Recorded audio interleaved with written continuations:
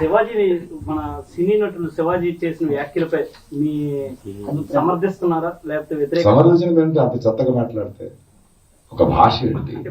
ఆడవాళ్ళంటే ఏమనుకుంటున్నారు మీరు? మీలో ఉన్నదే బయట వస్తుంది. అదేంటా మాటలు, అదేంటా అహంకారం, అదేంటి ఆడాళ్ళని ఈడుతారని. ఇవాళ ఆడవాళ్ళకి అన్యాయం ఎవరి నుంచి జరుగుతుంది? మగాళ్ళే కదా, తరతరాలుగా మనమే చేస్తున్నది కదా. మీరు ఒక వేదిక మీద మాట్లాడుతున్నప్పుడు మీకు ఉండాలి. సరే, ఆయన క్షమాపణ అడిగాడు, బట్ ఒక సంస్కారాలు బలిదారు కదా. ఇప్పుడు ఆమెను ఆంటీ అనడం అంటే వాళ్ళ భాష చూడండి. వాళ్ళకి ఆడవాళ్ళ బాడీ పార్ట్స్ తప్పితే తెలుగు రాదు వాళ్ళకి.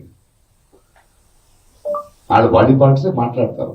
వాళ్ళు ఎంత సంస్కారాలు అనుకుని మాట్లాడుతున్నా అంత అసహ్యం అది.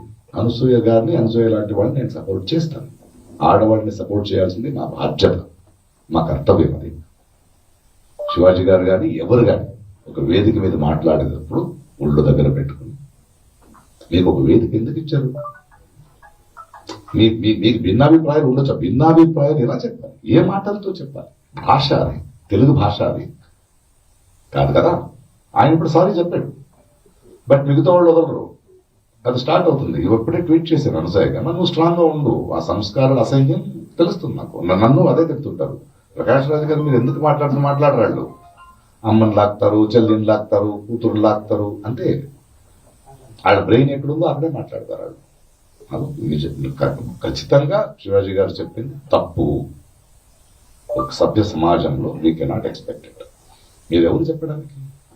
మీ దృష్టి మార్చుకోండి. గిల్లేది ఎవరండి అమ్మాయిని? ఆడవాళ్ళ? మగాళ్లే కదా. మరి నేను పోకులేలా చెప్పాలా గిల్లితే గిల్లించుకోవాలని? కాదు కదా, అన్యాయం కదా అది, తప్పది. దేవుడిని ఎన్నుకున్నారు మీరు, హంతకుడిని ఎన్నుకున్నారు. ఆడగది వేటాది, అంతే కదా. చాలా బాధతో చెప్తున్నాయి మాట. ఎన్నుకుంటారు ఏంటి? జనజీవన స్రవంతిలో తీసుకురావాలి కానీ పోరాటం ఎందుకు చేస్తున్నారు? మన ప్రజలే కదా, మనవాళ్లే కదా. ఏంటి సమస్యలు అన్నాడు. ఎన్కౌంటర్ అంటే ఆపరేషన్ సింధూర్ అది అలా కాదు కదా, మనవాళ్లే కదా. ఎందుకు కోపడ్డావు? ఏంటి నీ బాధ్యత? ఏంటి నీ బాధ? ఏదో కారణం ఉంటుంది కదా. వాళ్ళు టెర్రరిస్టులు కాదు కదా. ఏదో ఒక ఐడియాలజీతో, మీ ఐడియాలజీ కాకపోవచ్చు, మీకు భిన్నాభిప్రాయాలు ఉండొచ్చు, కూర్చొని మాట్లాడాలి. ఎన్కౌంటర్లు ఏంటి? అరెస్టులు ఏంటి? గొంతు విప్పితే ఈడీ రేట్లు ఏంటి కదా. అన్యాయం జరుగుతోంది. సింపుల్ బాధతో చెప్తూ. అమ్మేవాడు ఒకడు ఉంటాడు, కొనుక్కునేవాడు ఒకడు ఉంటాడు. మా కళ్ళ ముందు వ్యాపారం జరుగుతుంది. కానీ గవర్నమెంట్స్ బాధ్యత గల వాళ్ళు వాళ్ళని అమ్ముకున్నారు. వాళ్ళు చేసేది ఇదే కదా. ఆల్రెడీ అమ్ముడుపోయారు. ప్రైవేటైజేషన్ చేస్తూ కార్మికుల, రైతుల, ప్రజలకి దెబ్బ నిదానంగా కొడుతూ చేస్తున్నారు. ఇది మా కంటి ముందు కనిపిస్తోంది. దానికోసమే పోరాటాలు జరుగుతున్నాయి.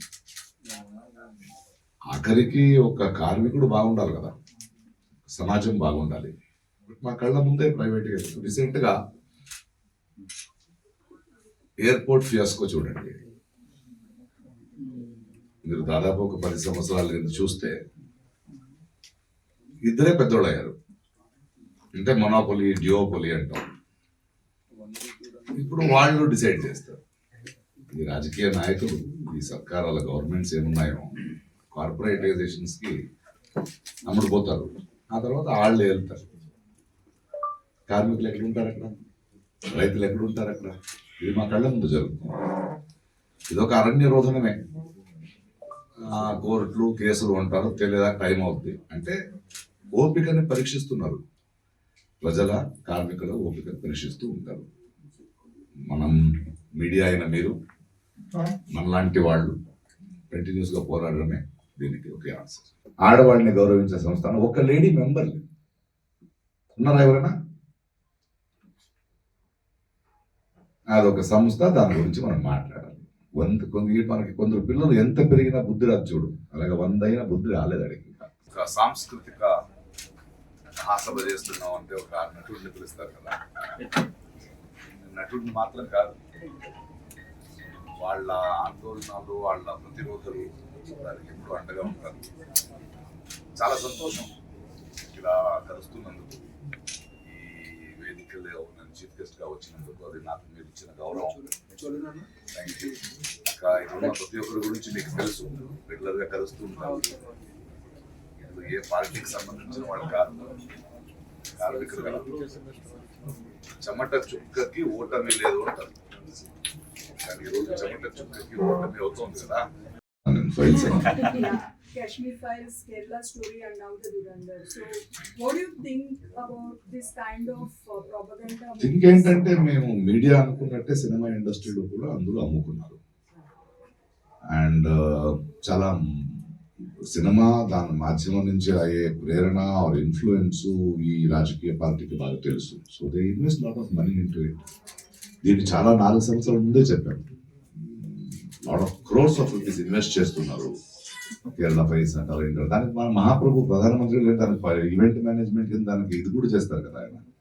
కేరళ ఫైల్స్ చూడండి అంటారు. రాజకీయం ఎవరు చేయాలి అని చెప్పారు ప్రజలు. నేను రాజకీయం చేస్తున్నా. ఓకే, అక్కడ కాదు, జనాల మధ్య నుంచొని ఇలా చేయాల్సింది మనం అంటున్నాం కదా. వాళ్ళు ఎవరండి? వాళ్ళ సెక్యూరిటీ, వాళ్ళ భోజనం, వాళ్ళ కారు, వాళ్ళ ఆఫీసెస్ మా డబ్బు. అగ్గి పెట్టి మ్యాచ్ బాక్స్ తీసుకున్న ట్యాక్స్ కట్టి దేశం నడుపుతున్నాం. మన డబ్బుని చూసుకోండి అని చెప్తున్నాం. So being the voice of the people is the right politics and I'm happy with this politics. Sir, వరుస ఎన్కౌంటర్లు జరుగుతున్నాయి నక్సల్స్ మీద, వరుసగా చంపుకుంటూ పోతున్నారు. అంటే కొన్ని